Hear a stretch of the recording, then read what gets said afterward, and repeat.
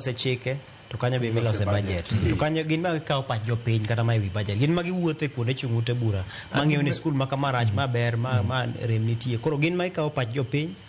to gin be ma giloso budget ono an gima na chich godo e gini kanya neno ka jod bura ka Mheshimiwa Mbadi to mwach ma CDF ne to giloko legele gitege na antie dala giko dirani kendo nchedo thuolo mara kan chandala ta yudo ni kare ne nitie romo mara jonyuol gi jokanyo mag skul mara makolal mengine en mana mita 100 kuwuok kara kacha to ayudo thuolo malidho machope tanyalo ng'isi ni skundewa ni matek kabisa skundewa ni matek kabisa maka winjo ka jei no osewacho ni gibiro biro limo Kabondo cha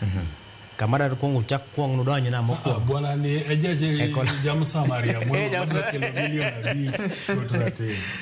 koro nani mo wacha gimoro go tate owu go tate wari reko lal kuter milioni 5 kutrate watero owu go tate to wari reko lal to Kabondo kapok wadok lala turgi Victor nikech sinapanga gito noneno tacho jogo bei noneno tacho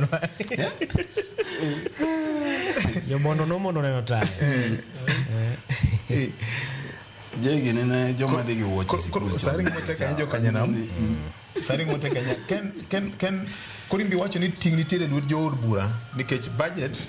making process parliament bedo gi ting maduong nikech approvals gine magitimo koro national exchequer ok nyal spend pesa mabunge ko approve